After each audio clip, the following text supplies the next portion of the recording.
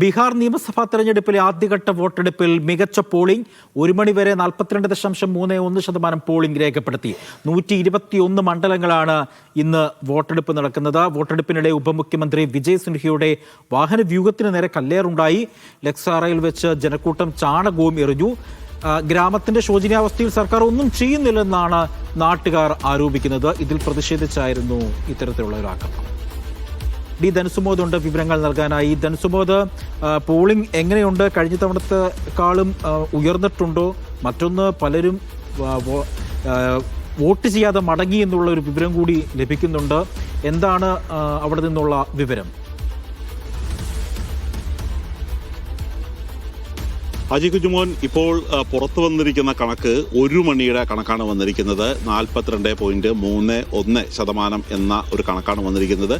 Polling ബൂത്തിലേക്ക് നമ്മൾ രാവിലെ എത്തിച്ചേർന്നപ്പോൾ തന്നെ 7 മണി മുതൽ 9 മണി വരെ വലിയ തരത്തിൽ ആളുണ്ടായിരുന്നില്ല. പക്ഷേ പിന്നീട് ഒരു 10 മണിക്ക് ശേഷം ഒരു 1 മണി വരെ മികച്ച പോളിംഗ് ആയിരുന്നു ഉള്ളത്. നമ്മളിപ്പോൾ മോർവ മണ്ഡലത്തിലാണുള്ളത്.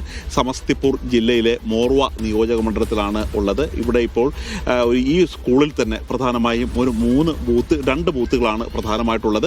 അതിലേക്ക് വോട്ട് ചെയ്യാനുള്ള ആൾക്കാരുടെ ഒരു നിരയാണ് ഇപ്പോൾ കാണുന്നത്. ഇപ്പോൾ ഉച്ചഭക്ഷണത്തിന് ശേഷമാണ് ആൾക്കാർ ഇവിടെ വോട്ട് ചെയ്യാൻ എത്തിയിരിക്കുന്നത്. ഇപ്പോൾ ചെറിയ ഒരു കുറവ് രേഖപ്പെടുത്തിയിട്ടുണ്ട്. പക്ഷേ എങ്കിൽ പോലും ഒരു 3 മണിക്ക് ശേഷം കൂടുതൽ ശക്തമായ വോട്ടിംഗ് ഉണ്ടാകും എന്നുള്ള ഒരു പ്രതീക്ഷ തന്നെ ഉണ്ടായത്.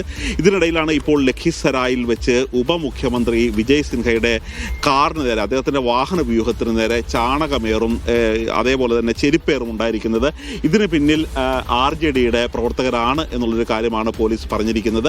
കാര്യം, പ്രളയത്തിന് ശേഷം ഈ പ്രദേശത്ത് വികസന പ്രവർത്തനങ്ങളൊന്നും ചെയ്യുക മാത്രമല്ല, അടിസ്ഥാനപരമായ പല കാര്യങ്ങളും ചെയ്യാൻ പോലും ഉപമുഖ്യമന്ത്രിയായിട്ടുള്ള അദ്ദേഹം പല തവണയായി, ഇപ്പോൾ 4 തവണ ഇതിനകം തന്നെ അവിടുന്ന് ജയിച്ച ഒരു ഭൂമിഹാർ വിഭാഗത്തിൽപ്പെടുന്ന ഒരു നേതാവാണ്. ഇവിടെ ഇപ്പോൾ ഉപമുഖ്യമന്ത്രിമാരെ നിയമിക്കുമ്പോൾ പോലും ഓരോ വിഭാഗത്തിനും ഓരോ ജാതി അടിസ്ഥാനത്തിൽ പോലുമാണ് ഈ ഉപമുഖ്യമന്ത്രിമാരെ തീരുമാനിക്കുന്നത്. അങ്ങനെ ഒരു മേൽ വിഭാഗത്തിലെ, ഒരു സവർണ വിഭാഗത്തിലെ ഒരു ഉപമുഖ്യമന്ത്രിയാണ് വിജയ് സിൻഹ. അദ്ദേഹത്തിൻ്റെ വാഹന വ്യൂഹത്തിന് നേരെയാണ് ഇപ്പോൾ ചെരിപ്പേറും കല്ലേറും ചാണകമേറും എല്ലാം ഉണ്ടായിരിക്കുന്നത്. ജനങ്ങൾക്ക് വേണ്ടി ഒന്നും ചെയ്യില്ല എന്ന് ചൂണ്ടിക്കാട്ടി തന്നെയാണ് ഇത്തരത്തിലുള്ള വലിയ പ്രതിഷേധം ഉപമുഖ്യമന്ത്രിക്ക് നേരെ ഉണ്ടായിരിക്കുന്നത്.